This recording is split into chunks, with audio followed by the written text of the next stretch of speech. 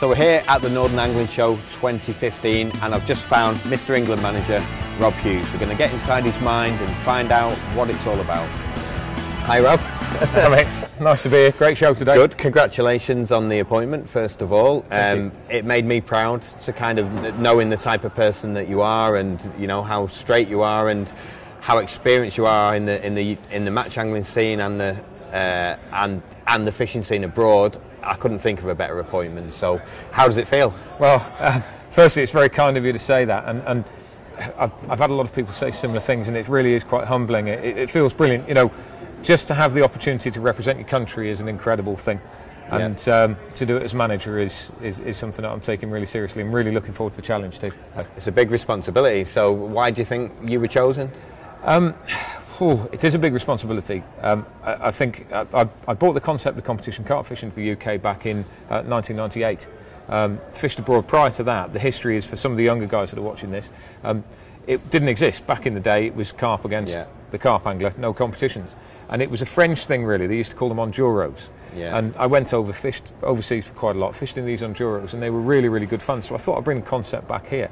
I was also lucky enough to fish for England back in 1996 and win the first ever World Championships along with my pal Simon Crowe. So, you know, from the organisational point of view, I know what it's like to organise an event. From the fishing point of view, I've fished in quite a few and still fish overseas in competitions. But also, more to the point, you know, I think I've got a reasonable breadth of experience now, having been around the track a few times. And I've been on that top step of the podium with the national anthem playing, and there is absolutely nothing like it. So. And the feedback has been positive, really. I mean, you know, I was made up when I heard it. You're saying you've heard this from other people too? Yes, yeah. It's a funny thing because some people like competition carp angling and some people don't like it. What I would say is that until you've tried it, don't knock it. But this is national pride we're talking about here, irrespective of whether it's tiddlywinks, whether it's rugby or whatever it is. When you've got 3 lions on your shirt, you know what, you're representing your country and you've got to do that with pride. And I think as a nation, we're a proud nation. You know, we want to win stuff, of course, don't we? And it doesn't matter what that sport is. And the amount of people that have come up and said, this is brilliant, we're really looking forward to you pushing it forward. One thing in particular that I would like to say is that, you know, the press have been great and the trade have been brilliant as well. Everybody's behind it now. Because there's no money in the England team, is there? I mean, you have to get support from the industry, don't you? Yes. Well, for a start, somebody rang me up and went, whoa, you're on a good one now. Paid position. Actually, no. There's no money in it at all. It's completely amateur. So as a result, nobody within the squad gets paid, whether that's the manager down to the T-boy, nobody gets paid.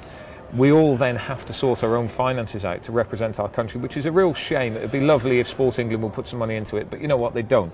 So we have to be self-funding and self-financing.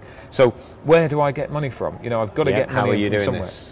Well, in the past what's happened is individual companies have put money behind it, but I don't think it's fair. For example, let's look at the previous structure. Corda, and Danny Fairbrass in particular, believed in what was going on with Team England, and he put a lot of money into it. But it's not fair for one company to shoulder that burden. Equally, it's not fair on the players that are in that team to have to be responsible to that sponsor. Yeah, people have allegiances politically with companies, and you don't want that. You want it independent. Like it or not, that's the way of the world. And you know, if a lot of money has been put in by one person, they're going to want something back off it, be it PR, be it credibility, be it putting people in the team, you know, whatever it might be. And I absolutely do not want that. When you've got 3 lions on your shirt, you're fishing for England, you're not fishing for anybody on a different attitude, on politics, or alternatively commercialism. My team has to be completely apolitical and a-commercial. So what I did, the first step, was to go around and speak to the individual people within the trade and say, look, this is where we're going, this is what we're doing. Is there any chance you'll support us? And I've now spoken to 14 different companies and said I would like your support and I'd like a little bit of money.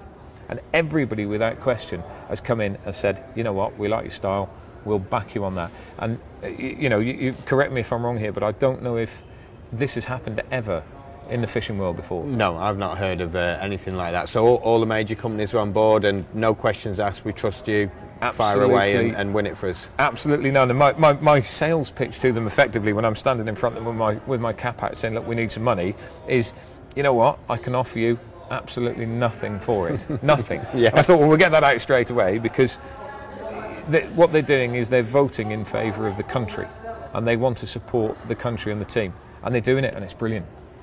With regards to the team choice itself, I think what we have to do is we have to look at the individual venues.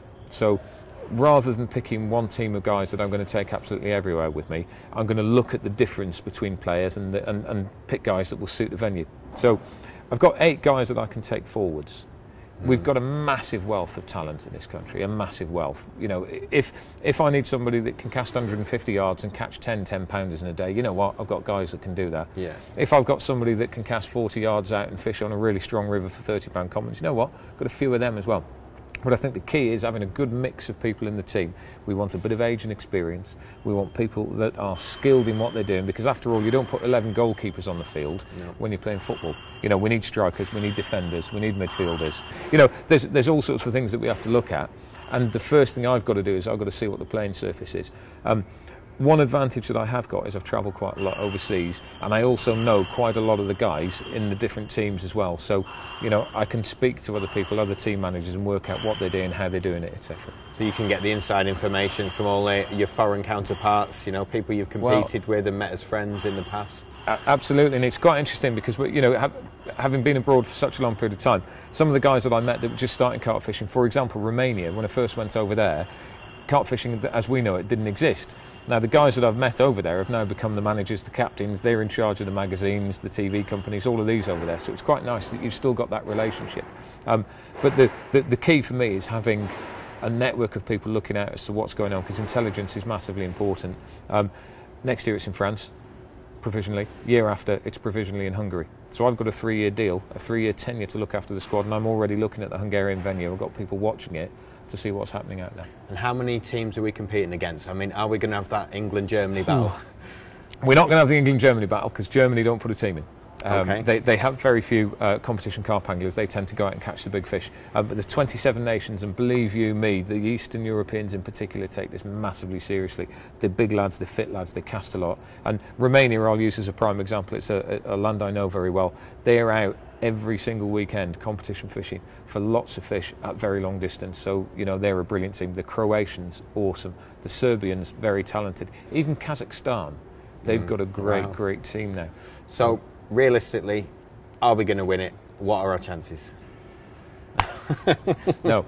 About 1 in 27. Well, the reason I do that, we start off on a 1 in 27 chance because that's the bog standard odds.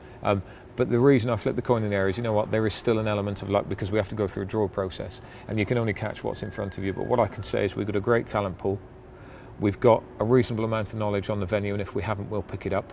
The trade and the support that we've got is brilliant. We've got a lot of people behind us, and you are very, very unlikely to find somebody more passionate than me to push the lads forwards. And as soon as the guys put an England shirt on, you know what, they will try. And whatever the outcome of it, it will not be for not trying. Well, maybe we'll come back again when you've got the gold. Fantastic. Nice seeing you, mate.